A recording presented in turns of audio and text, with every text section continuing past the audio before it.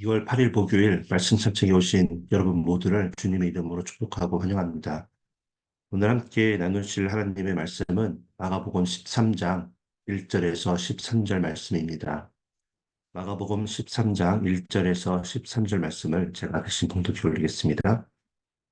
예수께서 성전에서 나가실 때에 제자 중 하나가 이르되 선생님이여 보소서 이 돌들이 어떠하며 이 건물들이 어떠하나이까. 예수께서 이르시되 네가 이 큰 건물들을 보느냐? 돌 하나도 돌 위에 남지 않고 다 무너뜨려지리라 하시니라. 예수께서 감난산에서 성전을 마주 대하여 앉으셨을 때에 베드로와 야고보와 요한과 안드레가 조용히 묻되 우리에게 이르소서 어느 때에 이런 일이 있겠사오며 이 모든 일이 이루어지려고 할 때에 무슨 징조가 있사오리이까. 예수께서 이르시되 너희가 사람의 미혹을 받지 않도록 주의하라. 많은 사람이 내 이름으로 와서 이르되 내가 그라하여 많은 사람을 미혹하리라. 난리와 난리의 소문을 들을 때 두려워하지 말라. 이런 일이 있어야 돼. 아직 끝은 아니니라. 민족이 민족을, 나라가 나라를 대적하여 일어나겠고, 곳곳에 지진이 있으며 기근이 있으리니 이는 재난의 시작이니라. 너희는 스스로 조심하라. 사람들이 너희를 공회에 넘겨주겠고, 너희를 회당에서 매질하겠으며, 나로 말미암아 너희가 권력자들과 임금들 앞에 서리니, 이는 그들에게 증거가 되려 함이라. 또 복음이 먼저 만국에 전파되어야 할 것이니라. 사람들이 너희를 끌어다가 넘겨줄 때에 무슨 말을 할까 미리 염려하지 말고, 무엇이든지 그때 너희에게 주시는 그 말을 하라. 나라는 이는 너희가 아니요 성령이시니라. 형제가 형제를, 아버지가 자식을 죽는 데에 내주며 자식들이 부모를 대적하여 죽게 하리라. 또 너희가 내 이름으로 말미암아 모든 사람에게 미움을 받을 것이나 끝까지 견디는 자는 구원을 받으리라. 아멘. 이는 살아계신 하나님의 말씀입니다. 어제 우리가 함께 나눈 마가복음 12장은 한 가난한 과부의 이야기로 끝나고 있습니다. 성전에서 마음을 다해 드린 과부의 그 헌금을 보시고 그 헌금이 다른 헌금들보다 양이 적지만 가장 귀한 헌금이라고 예수님께서 말씀하셨던 이야기였습니다. 그렇게 마음과 함께 드리는 예물의 귀함을 제자들에게 가르쳐 주시고는 제자들과 함께 예수님은 이제 성전 밖으로 나오고 계십니다. 그러자 오늘 본문 1절을 보면 제자들이 성전을 보면서 예수님께 이렇게 멋지게 지어지고 있는 성전을 한번 보라고 자랑 삼아 말하고 있습니다. 예수님께서는 계속해서 외식하는 자들을 꾸짖으시며 외적으로 보이는 것보다 마음을 다해서 예배를 드리고 마음을 다해서 다른 이웃을 사랑하는 것이 가장 중요하다고 가르쳐 주셨는데도 불구하고 제자들은 여전히 보이는 것에만 집중하고 중요시 여깁니다.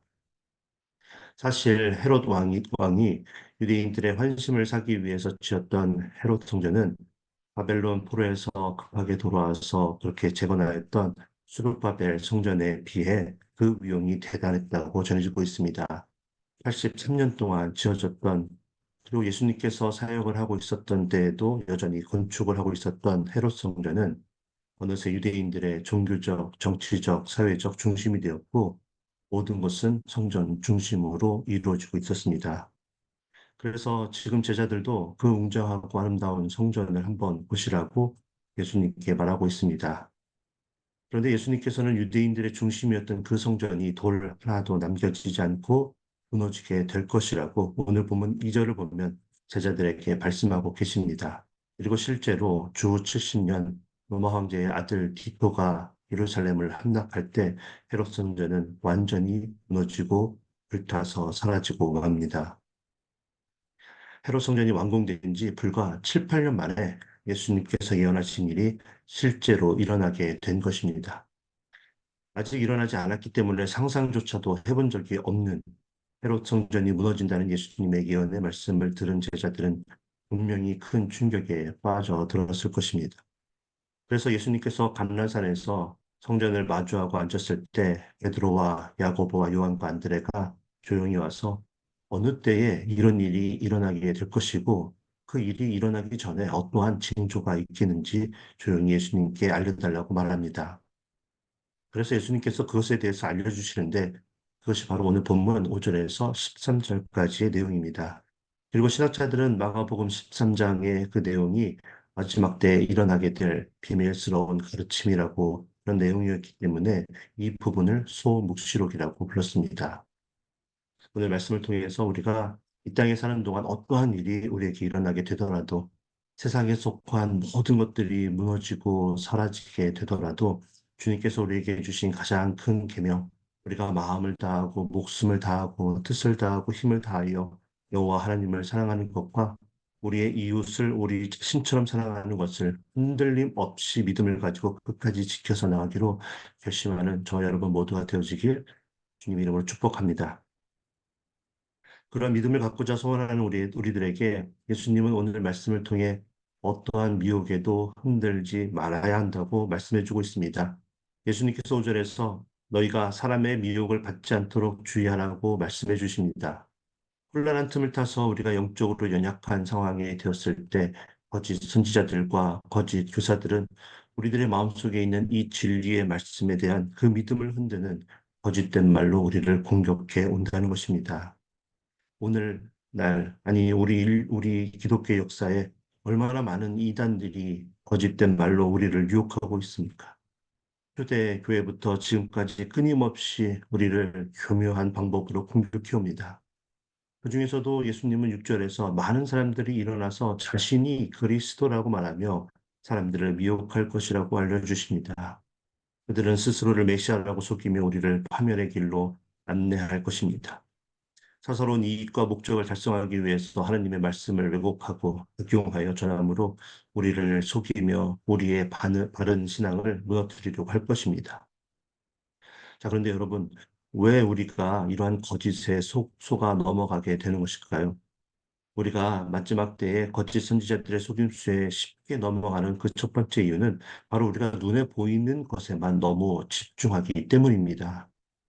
하나님께 마음을 다해 예배를 드릴 수 있는 곳이기 때문에 예루살렘 성전을 귀하게 여기며 자랑으로 여겨야 되는데 그 이유가 아니라 겉모양이 화려하고 규모가 웅장한 것으로 인해 예루살렘의 성전을 자라 삼고 있었던 그 유대인들의 모습이 우리에게도 남아있기 때문입니다.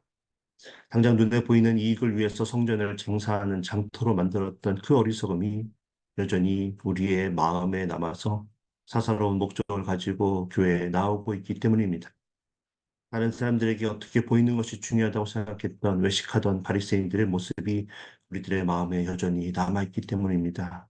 그래서 우리들은 교회에서조차도 하나님만을 의지하는 것이 아니라 세상적인 기준으로 더 힘이 있어 보이는 사람들을 찾아가 당파를 만들고 우리가 서로 협력해야 되는데 협력하기보다 서로 경쟁하며 시기하고 질투하는 모습이 우리에게 있기 때문입니다.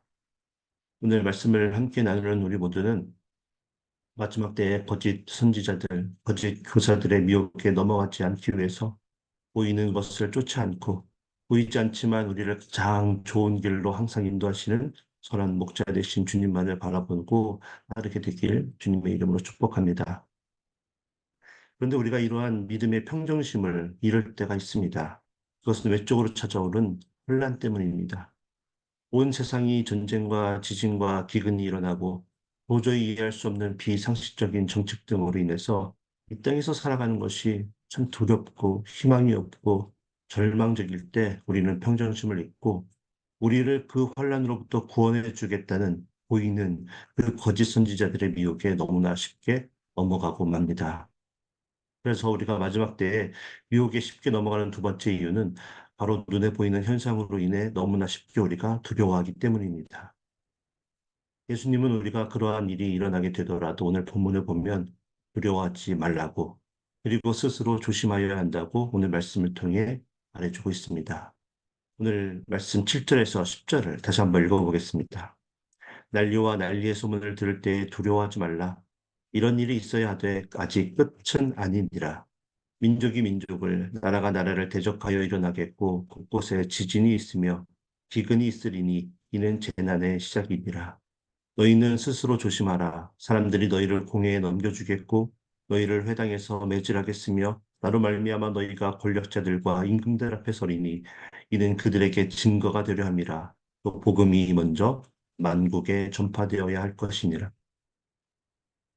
지금 이 말씀은 언제 헤롯 성전이 무너지게 되고 어떤 징조가 있느냐는 제자들의 그 물음에 예수님이 답해 주시는 내용입니다. 실제로 헤롯 성전이 그 70년에 무너지기 전에 예수님께서 지금 미래에 일어날 일들을 알려주신 것과 같이 그 땅에 전쟁과 기근과 또 지진이 끊임없이 일어나고 있었습니다. 그것으로 인해 수많은 사람들이 다치거나 죽고 큰 어려움에 빠지게 되었습니다. 그런데 여러분 놀라운 일이 무엇인지 아십니까? 바로 사도들과 성도들이 그렇게 외적으로 환란이 찾아와도 두려워하지 않았습니다. 그리고 나가서 예수 그리스도의 복음을 전하였습니다. 안타깝지만 예수님께서 예언하신 것과 같이 실제로 그들이 박해를 받았습니다. 공의에 넘겨지고 회당에서 매질을 당하는 일이 심지어 죽게 되는 일이 그들에게 일어났습니다. 그런데 그들은 복음을 전하는 일을 멈추지 않았습니다. 왜 그랬습니까? 예수님이 주신 마지막 사명, 증인이 되어 땅 끝까지 복음을 전하기 위해서였습니다. 주님께서 두려워하지 않아도 된다고, 먼저 만국에 복음이 전파가 되어야 한다고 말씀하셨기 때문이었습니다. 예루살렘의 성전이 무너지고 사흘 만에 다시 세우겠다고 예수님께서 말씀을 하실 때에는 그 뜻이 무엇인지 몰랐던 제자들도 죽음을 이기시고 사흘 만에 부활하신 예수님을 직접 목격하고 나서야 그 뜻을 알 수 있었습니다. 예수님만이 자신들을 구원할 진정한 메시아임을 말입니다. 그래서 그들은 세상에 어떠한 일이 일어나도 어떠한 거짓 선지자들이 미혹하더라도 자신들이 죽게 되는 상황에 놓이게 되더라도 주님께서 주신 그 사명을 지키기 위해 달려 나갔던 것입니다. 여러분, 우리가 지금 살고 있는 이 세상도 여전히 전쟁과 지진, 기근, 홍수, 태풍, 수없이 많은 기이한 일들로 우리를 혼란하게 만들고 있습니다. 그리고 수없이 많은 거짓 선지자들이 일어나서 우리를 유혹하고 있습니다. 그렇게 세상은 변한 것이 없습니다. 근데 무엇이 변한 줄 아십니까? 바로 우리가 변했습니다. 7절에서 분명히 예수님께서는 난리와 난리의 소문을 들을 때 두려워하지 말라고 하십니다. 왜 그랬습니까? 그것이 끝을 알리는 신호가 아니기 때문입니다. 전쟁이 일어나고 지진과 기근이 있을 것인데 그것이 시작이라고 말씀하십니다. 우리는 주님께서 언제 이 땅에 다시 오실지 그 누구도 알 수가 없습니다. 그렇기 때문에 우리는 항상 그 마지막 때를 준비해야 합니다. 왜 그렇습니까? 예수님께서 말씀하신 것과 같이 전쟁과 지진과 기근 같은 일들로 인해서 이 땅의 마지막이 시작되었다는 소식이 우리에게 계속해서 들리고 있기 때문입니다. 그러면 우리는 2000년 전에 시작된 이 마지막의 시작이 왜 아직도 진행 중인 거냐고 하나님께 따져 물을 수도 있습니다. 그러나 길어야 100년밖에 살지 못하는 우리의 존재는 알파와 오메가이신 하나님께 그것을 따져 물을 수 있는 존재가 아닙니다. 베드로후서 3장 8절과 9절은 우리에게 이렇게 하나님의 시간과 때를 말씀해 주고 있습니다. 사랑하는 자들아, 죽게는 하루가 천년 같고 천년이 하루 같다는 이 한 가지를 잊지 말라. 주의 약속은 어떤 이들이 더디다고 생각하는 것 같이 더딘 것이 아니라 오직 주께서는 너희를 대하여 오래 참으사 아무도 멸망하지 아니하고 다 회개하기에 이르기를 원하시느니라. 하나님께서는 우리 모두를 구원에 이르게 하기 위해서 독생자 예수 그리스도 이 땅에 보내셨고 십자가에서 죽게 하셨습니다. 그러나 죽음을 이기시고 부활하시되 이 기쁜 소식을 땅끝까지 전하라고 하셨습니다. 그리고 천년을 하루와 같이 생각하시며 오랫동안 한 영혼이라도 복음을 더 듣고 구원의 은혜를 받을 수 있도록 기다려 주고 계십니다. 왜냐하면 우리를 너무나 사랑하시기 때문입니다. 그래서 오늘 말씀을 들은 우리는 무엇을 해야 합니까? 전쟁, 지진, 기근과 같은 소식이 우리에게 들릴 때마다 두려워 떨고 있는 것이 아니라 오히려 이 모든 현상이 우리로 하여금 이제 일어나서 복음을 전해야 한다는 메시지로 받아들여야 합니다. 그래서 더 늦기 전에 가족들, 친구들, 이웃들, 또 직장과 학교 동료들에게 이 복음을 전해야 합니다. 그러나 이것이 쉽지 않습니다. 우리가 어떻게 복음을 전해야 할지도 잘 모르겠고, 전하다 보면 심지어 가족들에게도 핍박을 받는 일이 생기게 됩니다.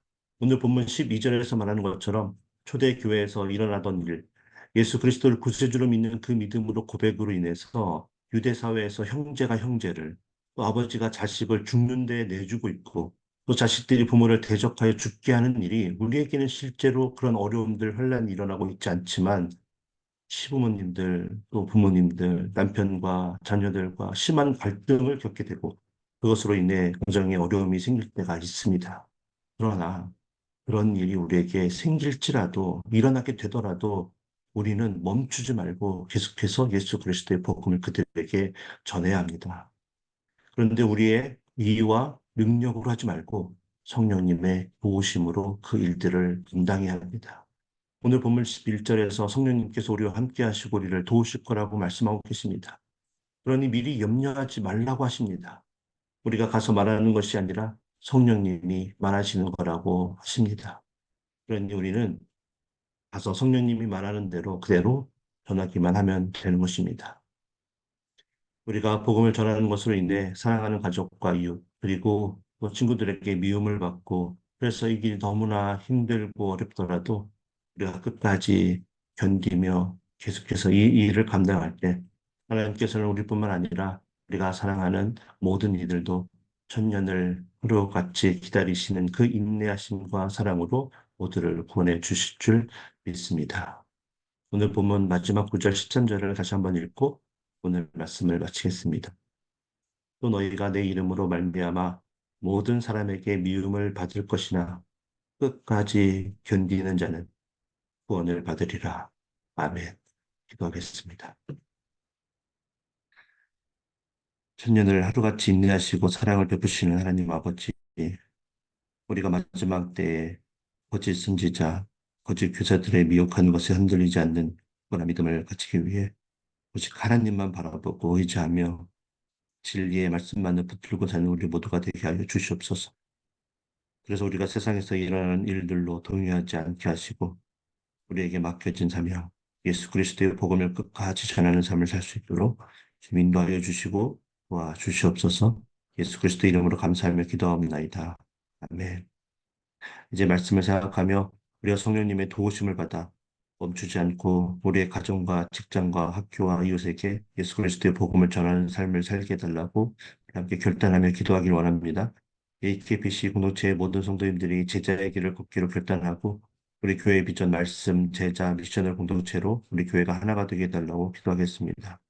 오늘 말씀의 확신을 위해서 내일 금요일 오후 7시, 저녁 7시에 시작하는 이단 세미나에 AKBC 성도님들이 모두 참여하여 거짓 선교사들과 선지자들과 또 거짓 교사의 공격에 우리가 능히 이길 수 있게 해달라고 내일 모임과 강사이신 탁주환 소장님을 위해서 함께 기도해 주시면 감사하겠습니다.